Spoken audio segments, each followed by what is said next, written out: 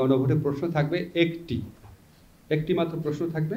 প্রশ্নটা হচ্ছে, আপনি জুলাই জাতীয় সনদ সংবিধান সংস্কার বাস্তবায়ন আদেশ 2025 এবং জুলাই সনদে লিপিবদ্ধ সংবিধান সংস্কার সম্পর্কিত নিম্নলিখিত প্রস্তাব সমূহের প্রতি আপনার সম্মতি জ্ঞাপন করিতেছেন। তারপর সেখানে হা এবং না দুইটা বক্স থাকবে। যারা সম্মতি জানাচ্ছেন তারা হাতে ভোট দিবেন, যারা জানাচ্ছেন না তারা নাতে ভোট দিবেন। প্রস্তাবগুলো কি, কোন 4টা প্রস্তাবে আমরা ওনাদের সম্মতি চাচ্ছি বা অসম্মতি জানতে চাচ্ছি। একটা হচ্ছে ক, নির্বাচনকালীন তত্ত্বাবধায়ক সরকার, নির্বাচন কমিশন এবং অন্যান্য সাংবিধানিক প্রতিষ্ঠান জুলাই সনদে বর্ণিত প্রক্রিয়ার আলোকে গঠন করা হবে। খ, আগামী জাতীয় সংসদ হবে 2 কক্ষ বিশিষ্ট এবং সংসদ নির্বাচনে দলগুলির প্রাপ্ত ভোটের অনুপাতে 100 সদস্য বিশিষ্ট একটি উচ্চ কক্ষ গঠিত হবে এবং সংবিধান সংশোধন করতে হলে উচ্চ কক্ষের সংখ্যাগরিষ্ঠ সদস্যের অনুমোদন প্রয়োজন হবে। গ, সংসদে নারীর প্রতিনিধি বৃদ্ধি, বিরোধী দল হতে ডেপুটি স্পিকার এবং কয়েকটি সংসদীয় কমিটির সভাপতি নির্বাচন, মৌলিক অধিকার, বিচার বিভাগের স্বাধীনতা, স্থানীয় সরকার, প্রধানমন্ত্রীর মেয়াদ, রাষ্ট্রপতির ক্ষমতা সহ যে 30টি বিষয়ে জুলাই জাতীয় সনদে ঐক্যমত্য হয়েছে সেসব বাস্তবায়নে আগামী সংসদ নির্বাচনে বিজয়ী রাজনৈতিক দলগুলো বাধ্য থাকবে। ঘ, জুলাই জাতীয় সনদে বর্ণিত অপরাপর সংস্কার রাজনৈতিক দলগুলির প্রতিশ্রুতি অনুযায়ী বাস্তবায়ন করা হবে। এখন আপনাদের অনেকের প্রশ্ন থাকতে পারে যে 30টা প্রস্তাব কি। এই 30টা প্রস্তাব যেখানে ঐক্যমত্য হয়েছে, প্রথমে বলে ঐক্যমত্য মানে কি। এই 30টা প্রস্তাবে জুলাই সনদ স্বাক্ষরকারী প্রতিটি দল তাদের সম্মতি জানিয়েছে। আবার বলি, জুলাই সনদ স্বাক্ষরকারী প্রতিটি দল তাদের সম্মতি জানিয়েছে এবং একই সাথে সাথে এনসিপি যে আছে, জুলাই গণঅভ্যুত্থানে নেতৃত্ব প্রদানকারী দলদের যে রাজনৈতিক সংগঠন, তারাও সম্মতি জানিয়েছে। জুলাই সনদে তাদের স্বাক্ষর না থাকলেও তারা এই 30টি প্রস্তাবে তাদের সম্মতি জানিয়েছিল। এই জন্য এটাকে আমরা বলছি এই 30টি প্রস্তাবে ঐক্যমত্য হয়েছে। এই 30টি প্রস্তাব এই গণভোট অধ্যাদেশের অ্যাপেন্ডিক্সে আমরা দিয়ে দিচ্ছি, যাতে আপনাদের এবং বাংলাদেশের প্রতিটা মানুষের জানা থাকে এই 30টি প্রস্তাব কি। গণভোটের ব্যাপারে কিছু গুরুত্বপূর্ণ বিধান এখানে আমাদের গণভোট অধ্যাদেশে রয়েছে। একটা হচ্ছে ত্রয়োদশ জাতীয় সংসদ নির্বাচন, মানে আগামী জাতীয় সংসদ নির্বাচনের জন্য যেসব ভোট কেন্দ্র নির্ধারণ করা হবে সেসব ভোট কেন্দ্রেই গণভোট অনুষ্ঠিত হবে। সংসদ নির্বাচনের জন্য প্রস্তুতকৃত ভোটার তালিকাই হবে গণভোটের ভোটার তালিকা।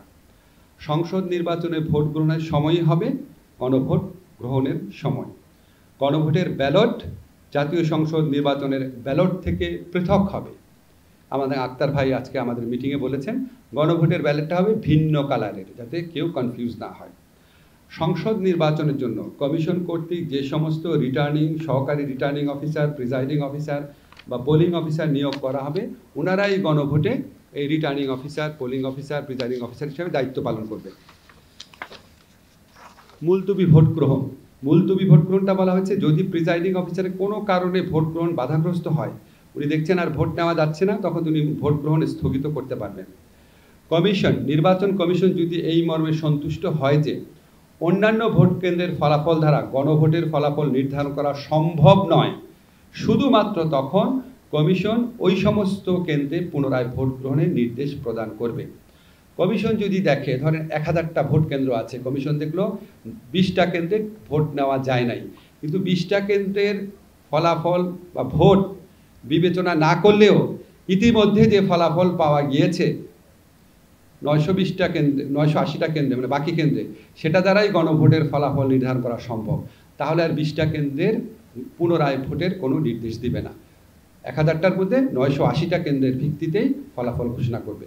নাম্বারগুলো কিন্তু উদাহরণ হিসাবে দিচ্ছি। ভোটদান পদ্ধতি হচ্ছে কমিশন কর্তৃক নির্ধারিত পদ্ধতিতে গণভোট অনুষ্ঠিত হবে।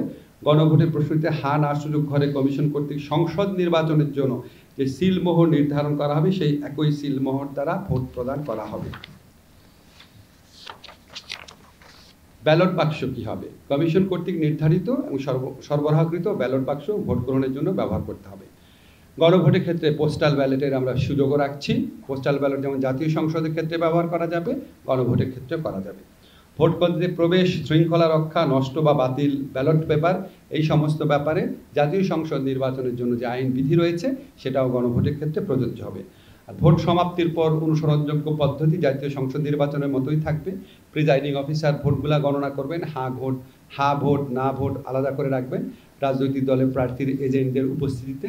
তারপর তিনি সেই ফলাফলটা সহকারী রিটার্নিং অফিসারকে পাঠাবেন, তিনি ফল পুনরাকত্রীকরণ করবেন, বিভিন্ন কেন্দ্র থেকে আসে ফলাফল অ্যাড করবেন, যোগ করে এই প্রাপ্ত ফলাফলটা উনি আবার রিটার্নিং অফিসারকে পাঠাবেন। রিটার্নিং অফিসার আবার বিভিন্ন সহকারী রিটার্নিং অফিসার থেকে আসা ফলাফল এটাকে পুনরাকত্রীকরণ করবেন, একসাথে করে মানে যোগ করবেন, করে হা ভোট কতগুলা না ভোট কতটা আছে উনার জেলাতে সেগুলি আবার সব নির্বাচন কমিশনকে পাঠাবেন। নির্বাচন কমিশন আবার সেগুলি একত্র করবেন, করে হা ভোট কতটা পেয়েছে না ভোট কতটা পেয়েছে এটা ঘোষণা করে নির্বাচনের ফলাফল ঘোষণা করবেন। আরেকটা বিধান আছে, সেটা হচ্ছে এই গণভোট অনুষ্ঠান ভালোভাবে সম্পন্ন করার জন্য নির্বাচন কমিশনকে যে কোনো ধরনের প্রয়োজনীয় বিধি, নির্দেশাবলী এবং পরিপত্র প্রণয়ন করার ক্ষমতা প্রদান করা হয়েছে। এটা হচ্ছে আমি আইনের ব্যাপার বললাম। এখন আপনাদের নিশ্চয়ই অনেক আগ্রহ আছে নির্বাচনের প্রস্তুতি কেমন নির্বাচন কমিশন নিচ্ছে। আমরা নির্বাচন কমিশনের যে সিনিয়র সচিব আছেন জনাব আক্তার আহমেদ, ওনার থেকে একটু প্রস্তুতি সম্পর্কে শুনি। ধন্যবাদ স্যার। আসসালামু আলাইকুম, শুভ অপরাহ্ন। নির্বাচনের প্রস্তুতির বিষয়